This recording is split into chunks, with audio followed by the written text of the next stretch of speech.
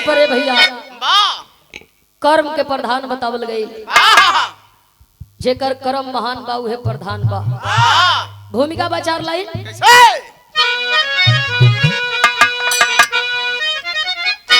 कर्म को ही प्रधान बताते सभी, कर्म अनुसार मिलता है दुनिया में फल। थे प्रतिष्ठानपुर के सुघरी साहसी, सूर से नेक महिपाल दानी प्रबल। अंग अंग उठती पीड़िता की लखरी, अरे जंग जोशीली जोखरी जवानी रही। सर बधा करके सेहरा वो लाए दुल्हन, अप्सरा से सुघरी जिनकी रानी रही।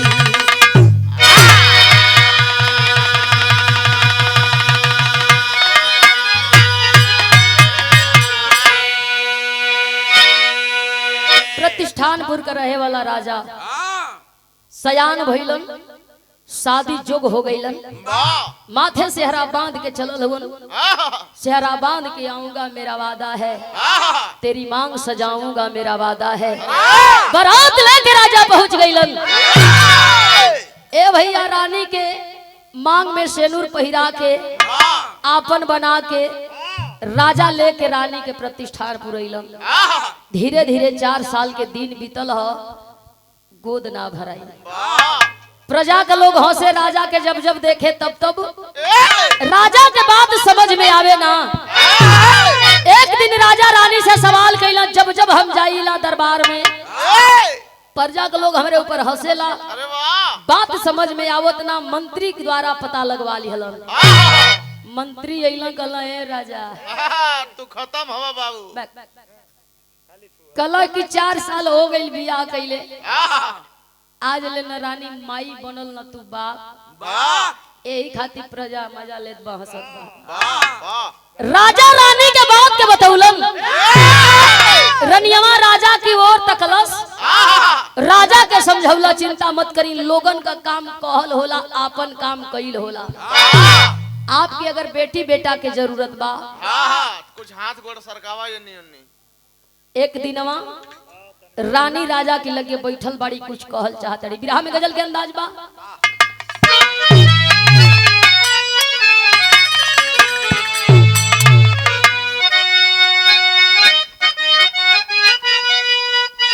कोनो लड़की ढेर कोनो चीज हो जाला तो नुकसान करेला। तब दिनायु भरे लगले। लड़किया वो भर पढ़ाई कैलस, पागल हो गई। घूम के कागज लागल रोडे पर घूम घूम के कहे कि हम बानी का कहत बा।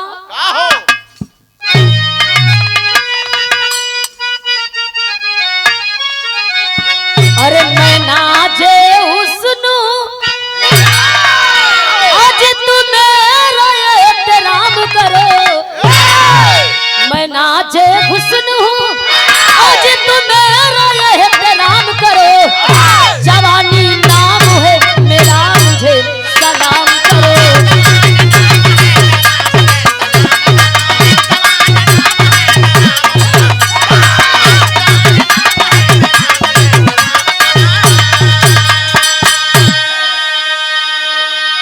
शादी चिलमन से अरे झांकती भरी जवानी में, कहीं लग जाए नयन जानी आग पानी में।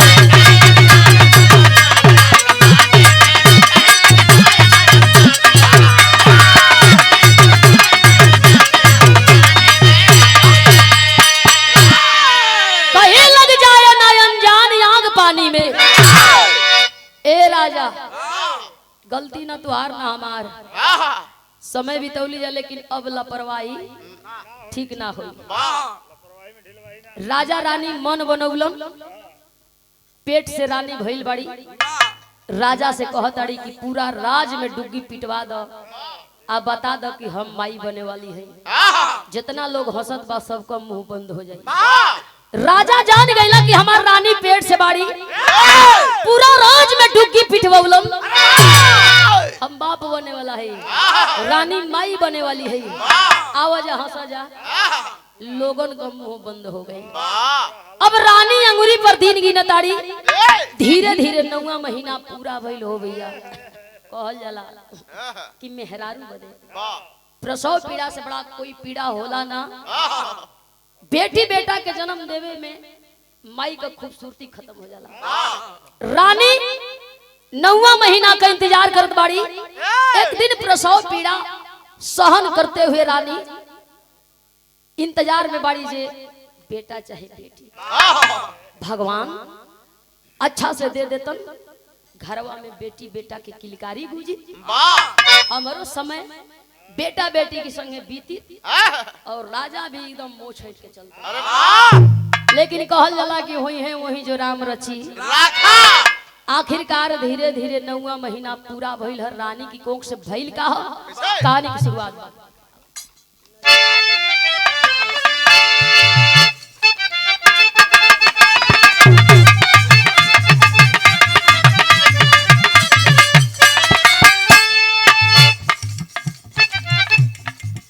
हुआ समागम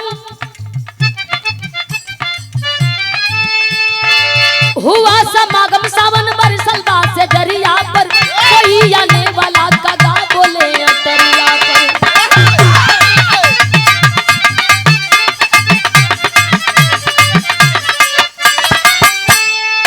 प्रसव पीड़ा से रानी का दुखित दिमाग हुआ, न जन्मा बेटा ना बेटी मगर एक नाग हुआ।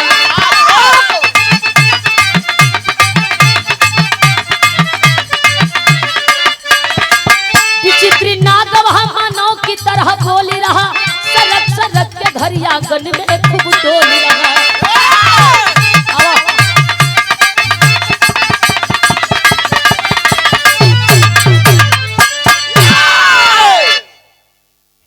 इंतजार का फल मिलल, न बेटी न बेटा, एगो श्रापित लड़का पैदा भइल। रहल त लड़का जरूर, बाकी श्रापित श्राप वो घड़ी बहुत ज्यादा मिले। एक घड़ी शराब और वो घड़ी शराब, दोनों बराबर समझिया। श्रापित लड़का पैदा भइल, शरीरिया आधा मानव आधा नाग के। देख करके रानी रोवत अड़ी राजा अइलन। राजा देखलन, मारल चाहत हुन जे कि मार दइए के, न ई रही आ न हमर बेइज्जती होई। खड़ा हो गई और राजा से सवाल कैलक, काहे मारल चाहत हुआ? अब हिन तो जन्म ले ले, न कोनो गलती न कोनो पाप न कोनो दोष, आखिर हमके मारल काहे चाहत हुआ? मासूम बच्चा जब बोलल ह त राजा टुकुर टुकुर ताके लगलन। ई बुझाता कि मालिक का भेजल कोनो दूत बा, आ कि भूत बा, आ कि हमहन की करम का फल बा। बैठ के राजा सोचत हुआ, लोग कहेला कि रानी करी चाहे कोई को, रानी के कहत का बा, सब लोग तो बाबुए सोना कहता। सब लोग जानवे के चक्कर। राजा सोचत हुआ कि लोग कहावत कहेला, नारी करे पुरुष पर परे, पुरुष करे संतान पर। बुझाता कि रनियो ठीक नहीं खे, हमरो कहीं ना कहीं चूक बा, तब बे जाके हाई ऐसन पैदा बा। मन के अपना मनौलन करे जाके पाथर कैलन राजा रानी। लइकवा का पालन पोषण करे लगलन। धीरे धीरे धीरे धीरे समय के साथ लइका सयान भइल, और जब सयान भइल 19-20 के जो उम्र होले, लोग कहेला, लोग बतावेला कि उ जवानी के उम्र होले। जवानी आवेले तो चिघरत आवले भैया। कैसे भैया? हाय तारा के तब पते नहीं खे, वाह आप पतो होई हां तो तब पता होई जब तोहार जवानी यही आइल होई। वाह तोहार आइल है कि ना? अर्चन भैया कहले बलाके पे दे दे आला। आवेले बुढ़ौती भी एक बार, जवानी भी एक बार, लड़कैया भी एक बार, ओकरे बाद फिर मौका ना मिलेला। अब सयान भइल राजा का बेटा, मड़वा में जेकर जेकर शादी ब्याह देखे घूम घूम के एहू का मन चुक चुका। सिंहासन पर बैठल राजा, भोर का बेला दरबार सजल हो, तोले वही बीच में पहुंचल। जाके राजा के ताकत है, राजा अपना लड़का के देख के शर्मात हुआ लजात हुआ। प्रजा के लोग हंसे लागल, फिर से राजा का खिल्ली लोग उड़ावे लागल। जाए महाराज कुछ करबो कैला 4 साल की बात तो है पैदा भइल। राजा साहब लड़का के ताकत हुआ मानत नहीं खे, पहुंचल सिंहासन की लगे और जाके राजा से सवाल कैला, सुना हमार बाप हुआ हम तोहर बेटा है, तो ऐसे ना कहब तो कैसे कहब, हमार बियाह करावा, माथे सेहरा बांधत दुल्हन लेके आवा। राजा नीचे ऊपर ताकत हुआ, न मुंह में एकर नीक न शरीरिये नीक, आखिर केकर बेटी ऐसे बियाह करे के तैयार हुई। राजा ताकत हुआ और राजा का बेटा अपन बात कहत बा। गीत लगल भैया।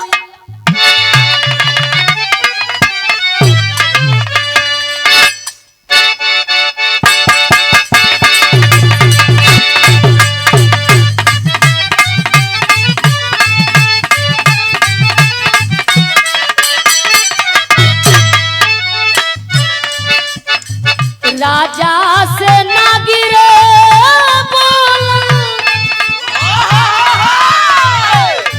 राजा से ना गी बोलन, बतिया सजोई बतावा बाबू, बतिया सजोई बतावा बाबू।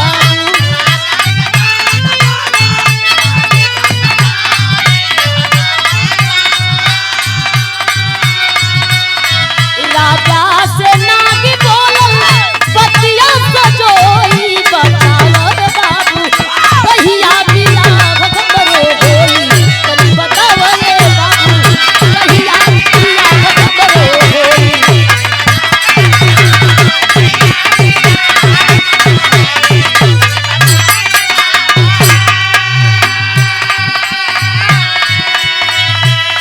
अरे गलती भइल बा, मिलल बा ऐसन चेहरा, कहिया बधाई मोरा सिरवा बन सेहरा। ओहो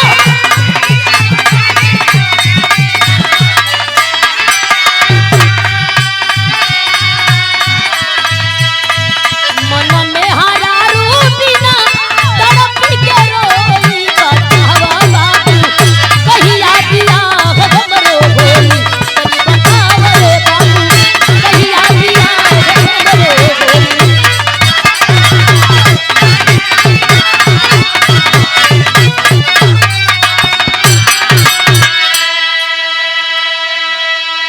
कहिया डोली जाई, कहिया बारात सजी, कहिया माथे सेहरा बधाई, हमार दुल्हन कहिया आई। हाँ राजा सोचत हुवन कि केकर बेटी ऐसन बा जोने का भाग फूटल बा।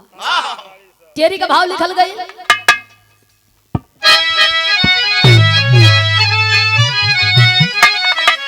अरे दुल्हनिया कैसे यही कीड़ा का बनी, तो कवनो राजकुमारी राजा का बिटिया, कौनो राजकुमारी राजा का बिटिया। बलौला दरबार सजल ह, नाऊ पंडित अइला खड़ा भइला, राजा का आदेश सराखों पर कहला कि काम एगो करे के ह। बेटा सयान हो गई, कोई का लड़की तैयार होखे, बारात जाओ ओके अपन पतो ही बना के लेके आवल चाहत है। नाऊ पंडित लड़की खोजे पा करके राजा के आदेश, फिक्र लिए एक भूप विजय सिंह जो रहता पूरब के देश। बिटिया उनकी रही भगवती जब सुनी सारा संदेश, भाग्य में मेरे नागपति वह चाहे होगा लाख कलेश। बड़ी बयार आइल बड़ी बयार गई, बाबू को बुढ़ौती आ गई, बर मिलल तो घर ना घर मिलल तो बुझाता कि ये लिखल बा हमरा किस्मत में।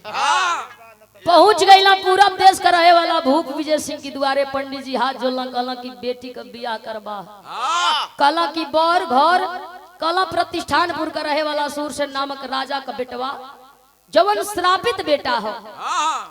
ए भैया राजा ताकत हुवन जी अपना बेटी का बियाह इतना न दिन गिर गई कि कीड़ा बिच्छी से करी। राजा कलन बेटी कुंवार रही मंजूर, बियाह बेटी को वैसन बेटा से ना हुई। जैसे सिंह के अपन लेकर के पाती पंडित जी चलल चाहत हवन लिखवा के लईकी भोगवती नाम का पंडित जी के हाथ में पाती दिहल ले जाके राजा के दे दिया। सूरसेन नामक राजा के हाथ में पाती पंडित जी दिहलन खोल के पाती राजा बचवावत हुवन। पाती में लिखल बा राजा साहब आपकी बेटवा नाग का रिश्ता हमके मंजूर बा, आपकी घर को हम बहू बनल चाहत बानी, आपकी बेटवा से बियाह कइल चाहत बानी। सूरसेन नामक राजा बड़ी खुश भइला कि जाए द बिटिया मिलल त राजा का बेटी हमार सम्मानो बच जाई, हमारी घर का पतोहो बन जाई, बेटा के माथे मोर भी सज जाई। दिन तय भइल शादी बियाह के जैसे दिन रखला लोग तैयारी पहले से करेला। राजा साहब भी तैयारी में लागल हुन। बरतिया का दिने बारात सज के निकलल है, सब लोग चलल बारात करे। राजा साहब एकदम डेंट पेंट में हुए, नागवा के तक खुशी का ठेकान नहीं खे हो भैया। कूद के कबो गाड़ी में बैठाता, कबो बारात आके दिखाता, चलिए चलिए बैठिए लेट हो रहा है। कबो कूद के टाली में चढ़ जाता, टाली रह का बैलगाड़ी रहे हो जमा। हां ई कह ए भैया राजा साहब खुश बाड़न बारात लेके चलल होनो। घरी के गीत लगल बा कैसे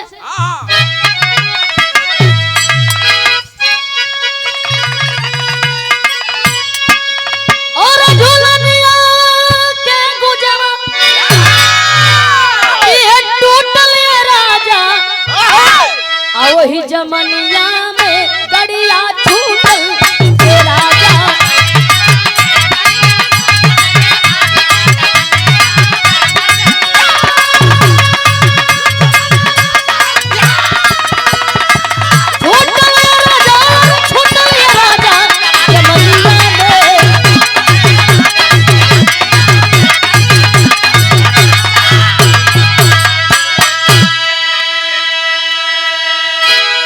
आलोक भैया के मित्र हैं गौरव भैया की ओर से सादर 100 रुपया बहुत बहुत भैया को लगी। बरतिया कैसे चलल भैया अरे तो पांचल नगरिया में वही पांचल बाबू डीजे का जमाना ना रहा। डीजे जमाया था रे भैया गर्दा ना लोग कबार देता बलमुआ के बल्लम गड़े जैसे नरगट का कलम बलमुआ के बल्लम। अब वही में लइका लइका का मामी लइका का मामा लइका का फूफा ऐठा ऐठा गिर जाते वो। राजा साहब जब चलल हुन टोली और टोली के पीछे बारात ताश बजत है डफला बजत है। वो गरी ताश डफला के बड़ी मतलब कैसे और तो पांचल नगरिया में वही पांचल बाबू बनली नगवा दुल्हे राजा ए बाबू।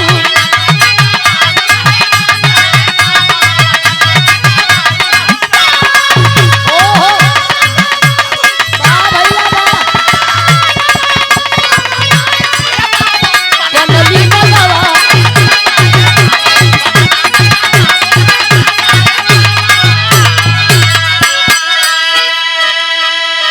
शास्त्र विधि से होई गईल बियाह हो उठे लहरी माया सागरी अथाह हो।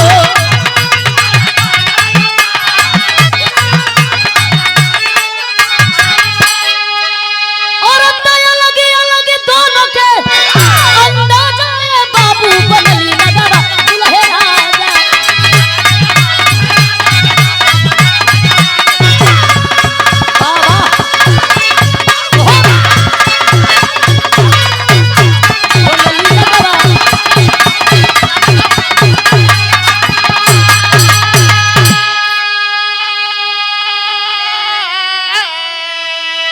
बारात दुआरे पहुंचल हो भैया शास्त्र विधि से बियाह हो गई। और जब भोगवती नाम का लड़की ओ श्रापित लड़का का मेहरारू बनल है। बरतिया भोर का बेला में जब राजा विदाई कैल ह सुहाग रात का बेला सुहाग कक्ष में बैठ के दुल्हन अपने पति का इंतजार कर पति देवई हाँ घूंघट उठई हाँ कुछ चिन्हा दी हाँ बात विचार होई का हरज गरज बा का लाभ हानि बा इंतजार दुल्हन करत 12 बज गई लेकिन नगवा लग गे। रनियवा रोवे लागल कि बुझाता कि बियाह ठगा गई। एगो तो एकर रूप नहीं खे ठीक आ दूसरे ऐसन ऐठन में बा। बतावा 12 बज गई आई ना। रोवत रोवत रानी सुत गई। एक जब बजल हो धीरे से नाक गई केवाड़ी खोल के ताकत रनियवा सुतल है। भर नजरी पहले निहरलो गजब न सुघर बिया रानी। सोचा था कि जाए तो रानी सुत गई बा जगाई ना। धीरे से रुका के छू छा के हटी। हां खाली एकर तरुई चाट ले जीविया से। ए भैया जब गई नगवा जाई के बैठल सेज पर त दुल्हन सुतल थोड़ी रहल। देखले बिया कि सेज पर कोई बैठा था। उठ के बैठल दुल्हन देखत या नागपति सामने पति के देख के रानी रोवे लगल। सवाल कैला काहे इतना दूरी बनौले बनी। दान दहेज में लेन देन में कमी हमर बाबूजी कैला कि हम आपसे ढेर खराब बानी। इतना गैर जैसन बर्ताव का है।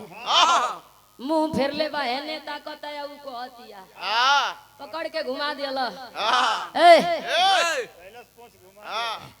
काहे नहीं खा बोलत हो। सवाल का जवाब दो। नगवा रानी से बतावे रानी का कहीं का सुनाई। तू कहाँ इतना सुघर हम कहाँ इतना बदरंग। रनिया कलई कुल हम देख के बियाह नहीं खी कैले। बियाह तो तोहरे से न भइल बा। वह नाग और भोगवती नाम कलई की पति और पत्नी बनल जरूर होवन लेकिन दुख दोनों के बा। सवाल केला कहलस जे कि हमके मुंह दिखाई ना देबो। कहे तोहे मुंह दिखाई का चाहिए बोला तब रनियवा कहतिया जेवन जेवन कहब तवने तवने का सवाल चाहिए जवाब चाहिए। हमार सवाल रही तुहार जवाब रही।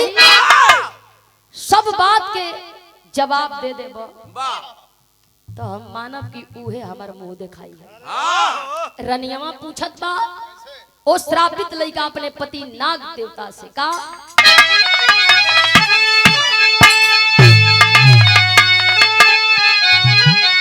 हो गईली जब पहली मुलाकातिया सुहाग रतिया में। अरे नाग बतावे लागल पीतल बतिया सुहाग रतिया में।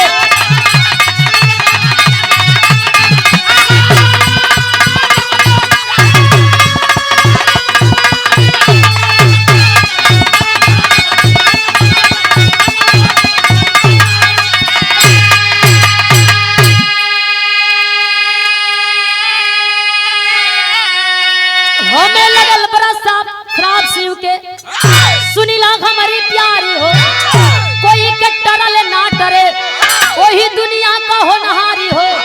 अरे अलग अलग अपन अपन किस्मतिया सुहाग रतिया में। अब हो गए दुनिया करनी और कीर्तिया सुहाग रतिया में।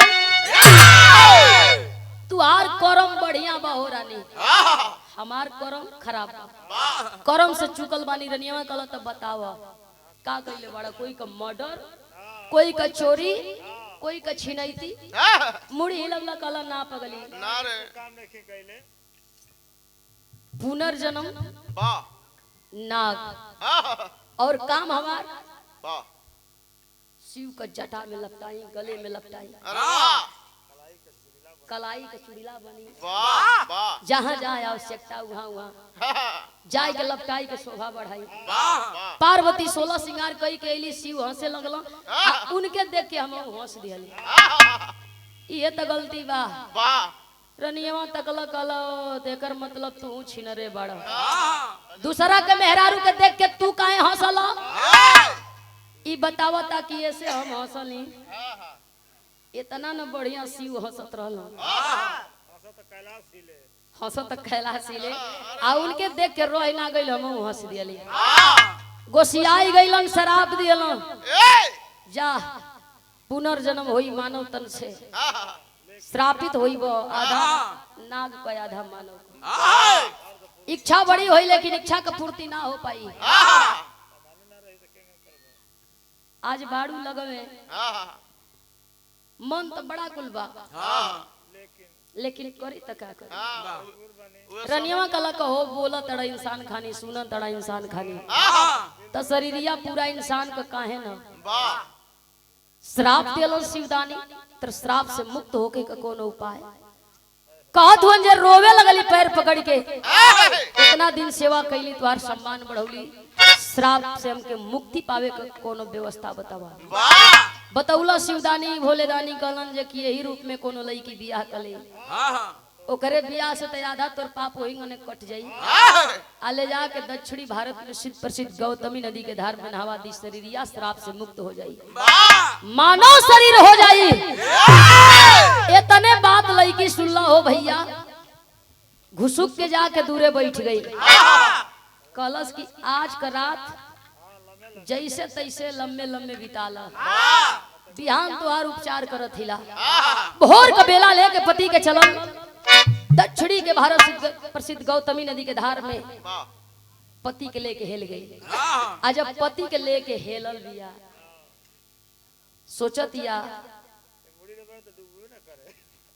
कैसे डूबी भाई इनके नहवाई तो कैसे अकेले भेजब दिक्कत में परेशानी हो जाई संगे जाई तो हो न हो कि इनके हम बोरल चाहिए कूद कूद दे पर चढ़ समझावत ही बाहर में कला कि देख कूदिया उदिया मत हम जैसे जैसे कहब वैसे वैसे करियो तोहार कल्याण हो जाए। रानी समझावत बा नाक स्वरूप लइका खड़ा हुई घाट पर सब बात सुनता मुड़ी हिलावता ठीक बा जवन कहबू तवन कर रनिया कहत बा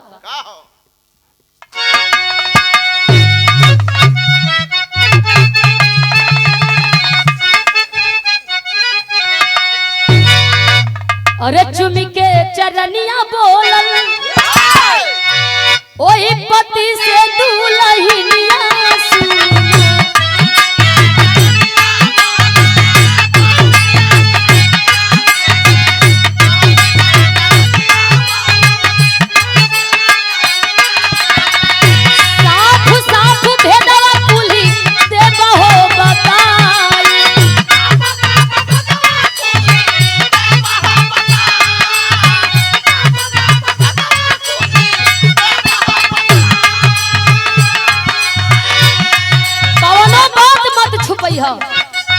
केवल एक सवाई जेड बात हमसे बता गलिए हो सके कि तुहार कल्याण हो जा हंसता अपना मेहरारू की ओर ताकता विश्वास नहीं खे अच्छा विश्वास नहीं खे तो हमारा पजरा आवो रनियवा घुसुक के गई पजरा कपारे पे हाथ धइलस कहलस कि अब तो के विश्वास हो जाए के चाहिए कि हम जेवन कहब साच कहब लागल नाग बतावे रानी सुनत बा का नागी कहे रहली कंगन शिव के हाथवा में रानी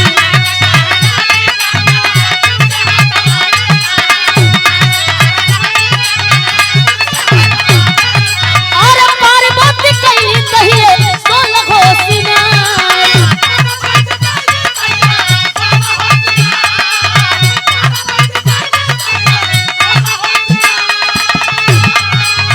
शिव के हंसती देखी हमहू हंसती हली रानी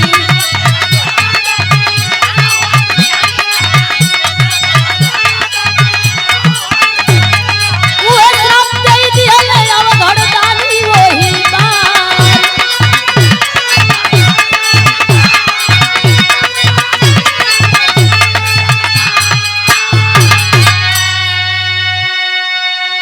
हमार विश्वास कर एक बार कहब उहे बात 1000 बेर कहब उहे बात रनियवा कहला कि 100% सत्य कहला एकदम सत्य इहे सही है अरे वाह कहला जब इहे सही है तब तुहर कल्याण है पकड़ के पति के लेके दुल्हन हेल गई पानी में का हो गई पानी में लेके दुल्हन जब घेलल पति के ए भैया संग है अपना पति के साथ डुबकी हो लगावती पति का एगो हाथे से नाक पकड़ ले आ एगो नाक अपना हाथ से अपन पकड़ के डुबकी लगाए के ऊपर आई वाह खड़ा कैले भी उतना दूर ताकत आई तन को अंतरे नहीं खे सोचला कि बुझाता कि अब नहीं झूठे बोला तड़न कलक्का जी 100% सत्य कल एकदम सत्य कल तयावा एक बार और डुबाई एक बार और पकड़ के अपने पति के पानी में बोरलस खड़ा भइल ताकत या अंतर कुछ ना कल की बुझाता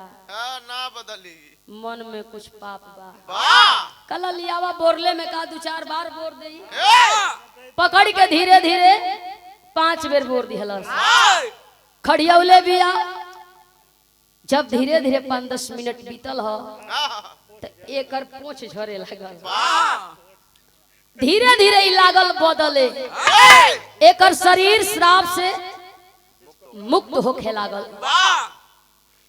देखते देखते वही पानी में एक सुंदर राजकुमार माथा दमदम दमदम चमकत बा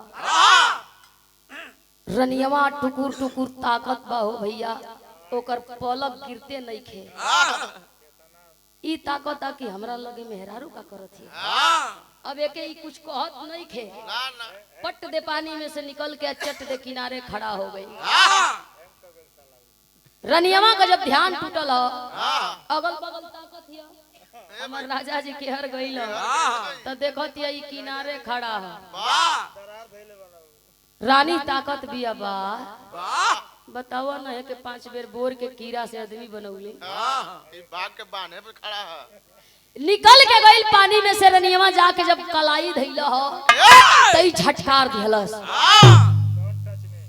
कौन है रानी गला हम तोहर मेहरारू है कौन है क्या मेहरारू सारी बात के रानी बतौलो राजकुमार स्वीकार जब कैलन हो पत्नी के रूप में कलाई धैलो और लेके राज दरबार में अइलो अब राजा और रानी का दिमाग देखा रानी के देख के राजा रानी कपारे पर हाथ मारत हुन जे की बुझाता कि ई उल्टा दिया ठीक नहीं थे लेके गइल हमरा का बेटा के ओनिए कहीं ई मरवा के फेंकवा देलस हई बतावा हई लेके आवतिया रोवे लगल रानी राज दरबार में खड़ी दरबार लगल कल की न तोहरे बेटा के मरवौली न फेंकवौली ई है तोहर बेटवा किरवा राजा ताकत हो हमार बेटा कल सारी बात के बतौला राजा साहब से तुहार बेटा श्रापित रहल श्राप से तुहार बेटा मुक्त हो गई ई तुहार बेटा राजकुमार और हमार पति राजा साहब जब सुनलन हो भैया कि हमार बेटा श्रापित रहल श्राप से मुक्त हो गई बेटा का शरीर एक सुंदर राजकुमार का शरीर एक बार फिर से राज दरबार में डुग्गी पिटवलो कि हमार बेटा श्राप से मुक्त हो गई बैठा के सिंहासन पर राजा तिलक लगावत हुन आज के बाद सिंहासन पर बेटा बैठी और ये राज का राजा हमार बेटा हमार बुढ़ौती आ गई हम अब तनी तीरथ करब अब राजा रानी लगला तीरथ करे और राजकुमार अपने दुल्हन के साथ राज दरबार में राज संभारे लगलन प्रजा का दुख सुख देखत सुनत खुशी खुशी जीवन यापन होखे लागल दोनों मर्द मेहरारू खुशमय जीवन बितावत हुन कहल जाला कि मालिक को लेख कबो कोई मिटावल बड़ा बढ़िया घर भर बाबूजी खोजेलन बेटी सयान होई बाबू के सर के बोझ हो जाई घर भर बढ़िया देखिया बियाह से पहले लड़का 2 बार सऊदी से रिटर्न रही 1 लाख रुपया एगो अपाची एगो मोटका माला बड़की अंगूठी चढ़ जाई बियाह भइला पर 2 लड़का आ जब 2 लड़का हो जाए तो लड़की फोन लगाई रोई बाबूजी से कही करम फूटल रहल बाबूजी कहिया का हो गई सऊदी वाला तो लड़का बा लड़की कही कहला ना सऊदी वाला लड़का मोटका माला दे दिया अपाची दे दिया अब गांव में घूम घूम बर्फ बेचता अब कोनो काम लायक नहीं के रह गई ना खाली तरकुल तुहत है बाबूजी कहियो कि जाए तो तोर करम जर गई रहल हम कहनी कि ससुराबाद में बर्फ बेची आ जी अब का करबू कहल जाला कि जौना खूंटा पर बाप भाई बांधलन बेटी वही रह ले अपन जीवन यापन कर ले जौना बेटी के गाय कहल जाले कि बेटी गाय होले बाज ए भैया अब राजा रानी घूम के तीरथ करत हुन और राजकुमार अपने मेहरारू के संगे राज संभालत हुन यही से पहले ही बतौली कि कर्म प्रधान जेकर कर्म महान उ प्रधान। आखिरी भाव बा कैसे?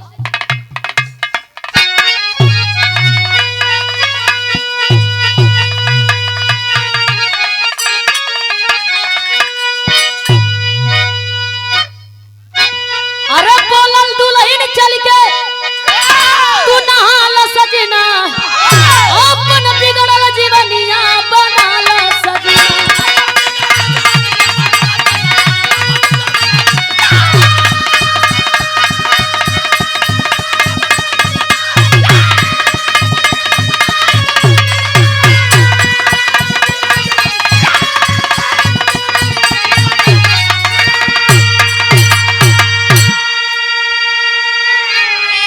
बोलल दुल्हन चल के नहाला सजना, अपन बिगड़ल जीवनिया बनाला सजना।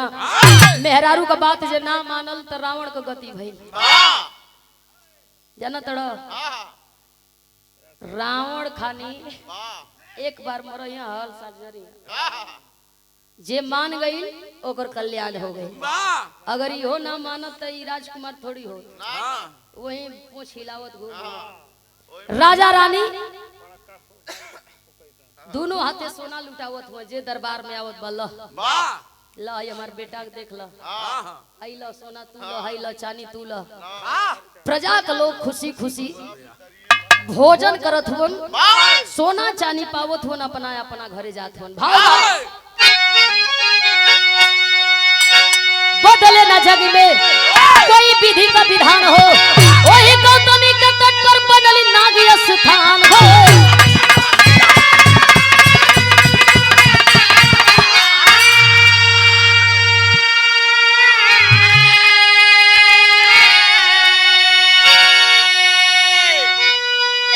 दक्षिणी भारत के प्रसिद्ध गौतमी नदी के तट पर एक नाग मंदिर बना।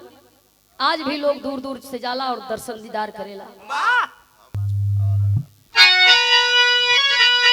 अरे फेरे भक्ति भक्ति का माला सजना, अपन बिगड़ल जीवनिया बनाला सजना।